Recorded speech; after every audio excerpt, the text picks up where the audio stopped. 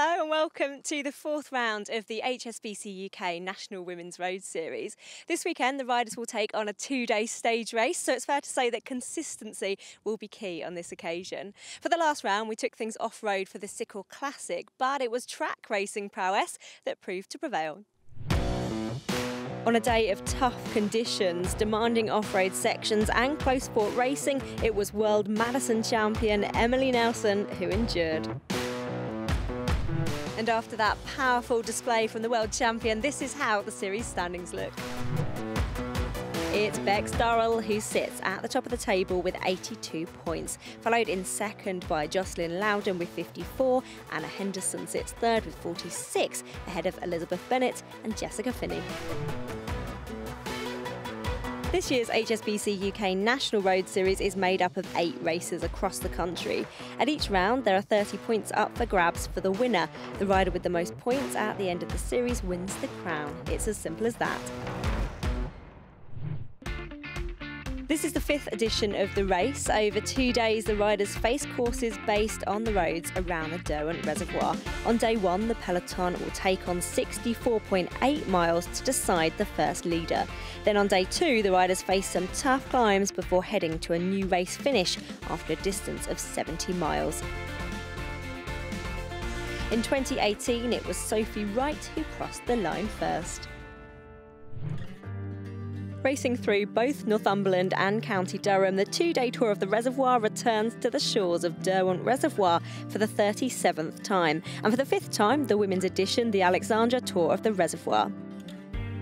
Quoted as the best attended still water fishery in Northern Europe, Derwent Reservoir is also one of the largest inland waters in England and covers an area of 1,000 acres. When full, it holds an impressive 11 billion gallons of water and serves as a key part of the water supply network in the northeast. Not only a popular spot for fishing, the reservoir and surrounding areas are a picturesque location frequented by hikers, sailors and cyclists too. It provides a perfect backdrop for this long-standing race. On day 1, it was Bex Durrell that secured the victory to take the first race leader's jersey. It's Bex Durrell that crests the final climb first, and Pfeiffer Georgie is chasing hard behind. Can she get her by the line? No, she's got that gap.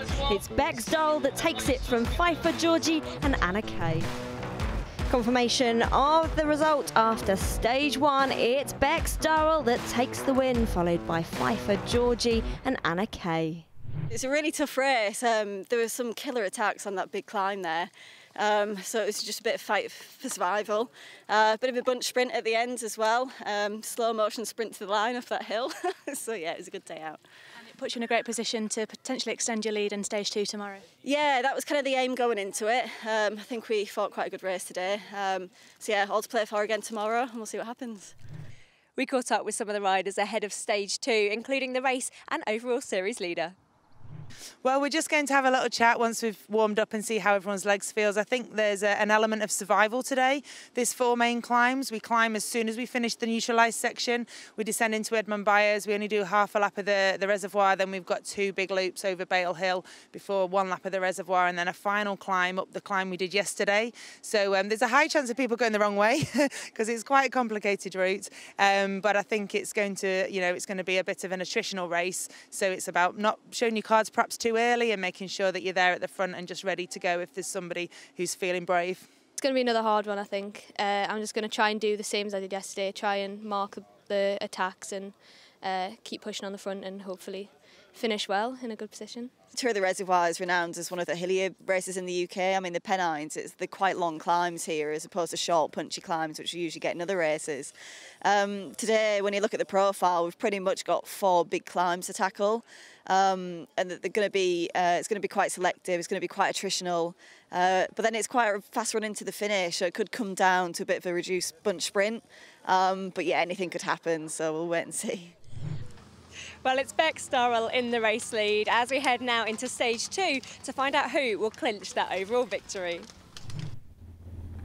The riders rolling out for day 2 now at the Alexandra Tour of the Reservoir, and alongside me in commentary once again today is Hannah Walker. Now Hannah, this race has very much been moved later in the year because of the weather conditions in some of the early women's editions. Were you among the people that suffered from hypothermia? Yes, I was. I've done this race 2 or 3 times, and I remember distinctly in 2014 and 15 actually. I think that was one of the worst years. It was snowing, it was freezing. You know, we had cars having to come along, give out hot tea and stuff. So it's a much welcomed to be moved later into the year for the riders, certainly.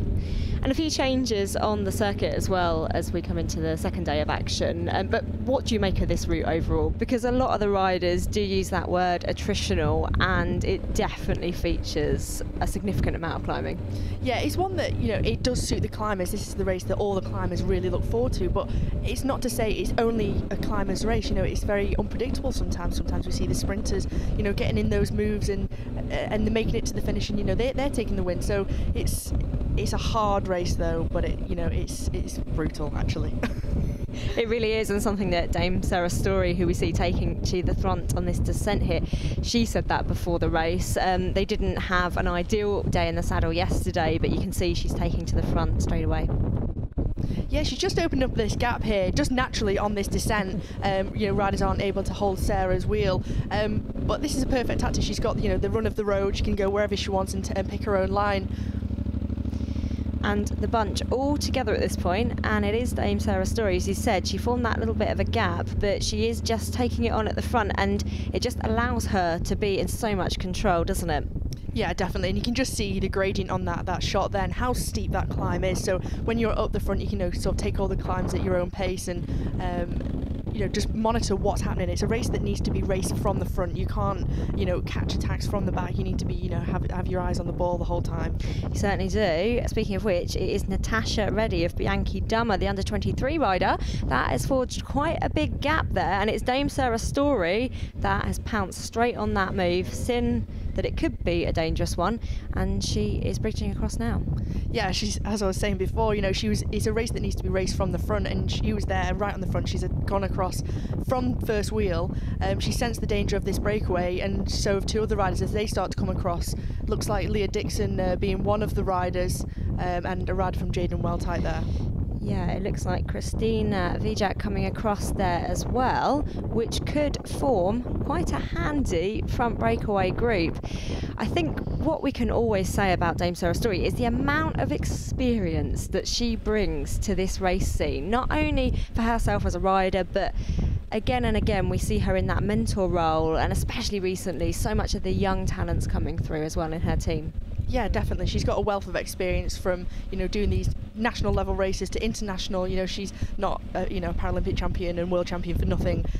She is so strong. But, you know, this breakaway, it's an interesting one actually, because just to recap on yesterday, we've got Leah Dixon in this breakaway, whose teammate Beck Durrell actually has the leader's jersey. So this is a perfect situation and scenario for them. They're taking the pressure off having that leader's jersey, where actually the other teams who've missed this break have to chase.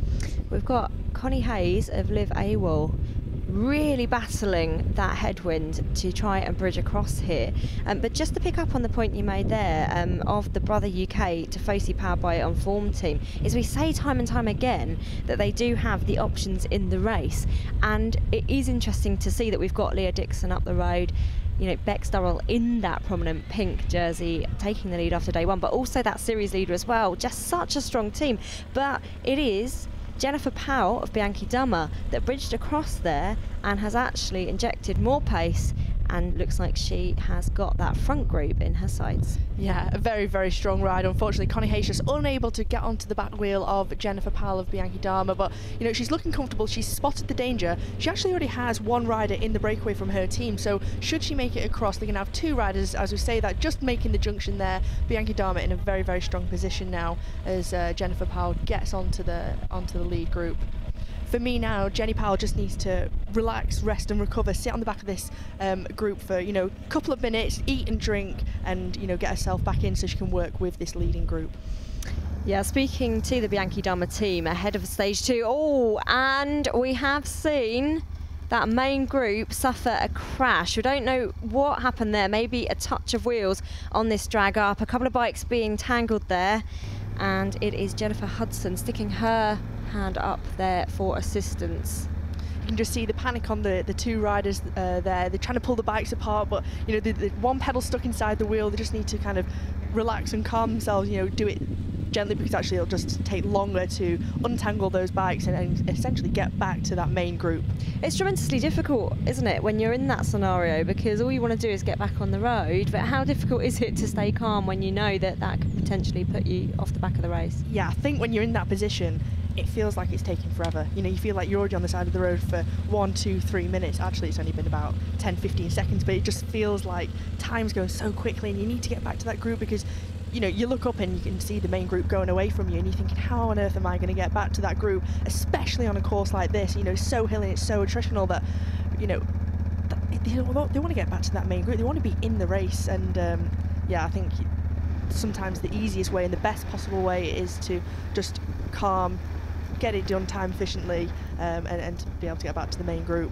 Absolutely, and it looks like every rider got up and back into that main group quite successfully there. And we glimpse now Claire Steels of Brother UK Fusion RT, the team in that blue colour, and she once again head down, very smooth style, and she has clearly got her eye on bridging across to this front group. Yeah, she has, and you know, the time gap you can just see in the very far bit of your picture. You can see, you know, other riders coming across. We've seen Natasha Reddy now being dropped from that leading group, but the other 4 riders, you know, they're working very, very well together. You know, maybe if Claire Steels catches Reddy, they can work together, and Reddy might have a second opportunity to get back into the lead.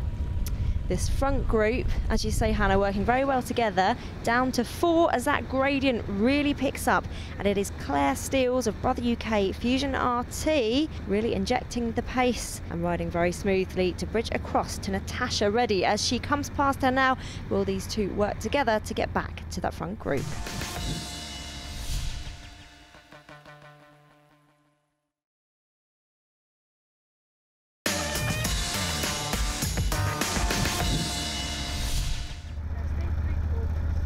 Well, Reddy and Steels of Bianchi Dama and Brother UK Fusion RT working very smoothly together with the group of 4 that have been out front so far in their sights. Yeah, they've got the gap down to 1 minute 10 now. Both looking very comfortable actually. Now Reddy's got back into that rhythm. I think the gradient was just a little bit too much for the under 23 rider. As you can see now, Claire Steels has injected even more pace. She's dropped Reddy, and she can just, on this long straight here, she'll be able to see that leading group of 4. It'll give her, you know, a real good motivation to try and get across to them, but she just looks so solid on a bike. She's very comfortable, you know, she's no movement in her upper body, just focused, and she's got that gap down now to 50 seconds to those leading 4, so she's chopped off 20 seconds already, so you know, it's looking promising for Claire Steels of Brother UK Fusion RT. Absolutely rock steady, isn't she? Absolute smooth pedalling style, and we can see her just start to freewheel, turn to that camera with a huge grin, because she knows she's made junction to that front group that now sits at 1 minute 40. She was working very well there with the Bianchi Dama rider Natasha Reddy, but ultimately you've got to presumably look, is that time gap coming down enough? Yeah, and I think you've got to also play to your own strengths. If she feels like she can give more to get across to that leading group, you've got to do it. You know, it's also, you know, you could see the delight on her face. So, you know, I love that she gave that smile to the camera. But you've got to play to your strengths. And if you feel that you're not getting anywhere, and, you know, essentially they haven't got a rider in that front group. That team, Brother UK Fusion RT, needed a rider in that leading group. Otherwise, you know, it's kind of game over. We're into the closing stages of the race. So yeah, it's kind of shaking up the dynamic of this leading group now. Just see that cadence there as once again it kicks up, and we get a glimpse of Group 2 here, which is Finney, Nee Fisher Black and Pfeiffer Georgie of Team Sunweb there, just driving this on the front of that trio. Now, she's just finished her exams, hasn't she? And she's been juggling things, multitasking galore, but just such a strong talent. But it's never easy for her to be without teammates in these races. No, Georgie races for one of the best women's teams in the world. As we see now, Dame Sarah Story getting dropped from this leading group. This isn't good news for Story Racing, but, you know, maybe the pace is just a little bit too much on these gradients. We've seen Dame Sarah Story inject so much pace, haven't we, throughout stage 2 today. Didn't have the ideal scenario yesterday, but we just saw her go for it time and time and time again, taking to the front. She's ridden so solidly in that front group. But now we see Pfeiffer Georgie with Fisher Black. Yeah. Oh, what just happened there, Hannah? I'm not quite sure, she just swerved, but I think she could have just hit a bird, or a grouse has just flown into her bike. I thought it might be the sheep that might be the problem today, but obviously not. There's a lot going on here, isn't there, with sheep running across the road, and that did look like a bird hit her wheel. Luckily she stayed upright, looked like she did it with a little bit of a laugh and a smile on her face, as we are back with our leaders here, all just climbing in their own rhythm side by side, and it's Leah Dixon in the middle of your screen now. So it's Leah Dixon with 11k to go at the front of the race, followed there by Claire Steels and Jen Powell, all just putting in such an incredible display of power today. Yeah, they've all worked, you know, very, very well together, and, you know, these three, I'd say, are some of the best climbers in the country right now in the UK scene. Leah Dixon especially, as you can just see now, she just injected a little bit of pace. They're going to take a left turn in a minute. You can just see how open this course is on the top of the moors. You know, with the wind and stuff, you know, it certainly plays its part in seeing how the race plays out. Yeah, you can see the level of the winds that they are battling today, can't you? But with that, the absolute smoothness that they tackle it with almost makes it look like they're not fighting the winds that they are. But it's Leah Dixon now that has looked over her shoulder, taken that turn, and actually just kept pushing to forge that gap. And these two are under pressure now. Yeah, with only 15 kilometres to go, you know, it's make or break now. They need to try and, you know, get it back across to Leah Dixon. With the unknown certainty of the finish, with it being new, you know, you don't want to leave it until too late to try and get back to Dixon. And you can just see the slightly different pedalling styles here. Leah Dixon actually forging a slower cadence, pushing a bigger gear, and actually just choosing exactly the right time to put that pressure on, knowing that she can play to her strengths here. And we can just see that road opening out once again, and I think it's just testament to where we are with this National Women's Series, isn't it? Because you've got three incredibly strong teams here, and teams that actually have options within them. And now we're back with Pfeiffer Georgie and Fisher Black, who took the Queen of the Mountains yesterday and has just made light work of these hills. It's brilliant to see such a showing from this young rider.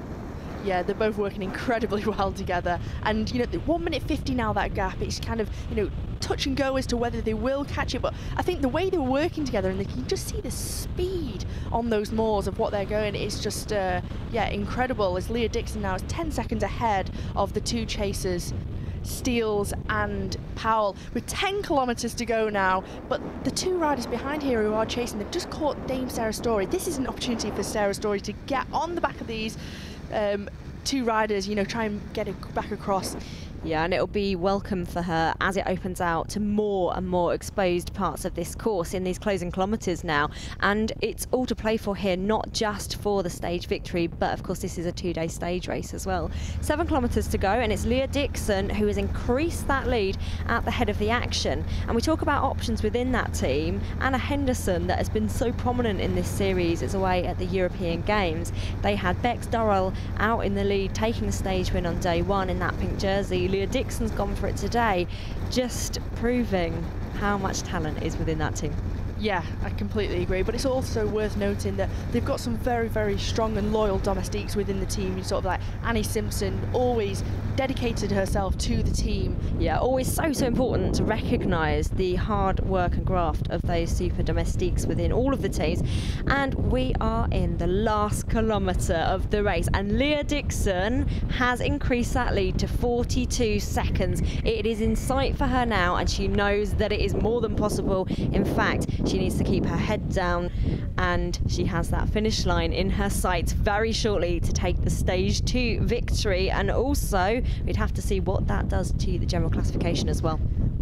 Big drag up here to the finish, isn't it, for Leah Dixon? But, you know, what an incredible ride from the Welsh rider. You know, she's been in the breakaway from more or less kilometre zero with the other riders. But yeah, just want to say, great to see so many crowds out on this change course. Great to have this as a welcome.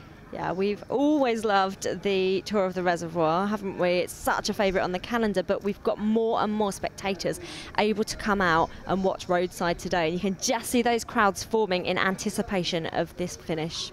And just in the back of the shot, you can see the two chasers coming across. They'll be able to see Leah Dixon up on this finishing straight, but with the gap of 42 seconds, I don't think it's going to be possible for them to catch it. It looks like Leah Dixon will be our winner today in Consett. Well, we get a glimpse of Jennifer Powell and Claire Steels. They have been in brilliant formation, chasing so hard, but Leah Dixon increased that lead to over 40 seconds. She knew how to play to her strengths today. She had it in her sights, and she punches the air on that incline, crossing the finish line in front of these crowds, and she takes the stage to victory.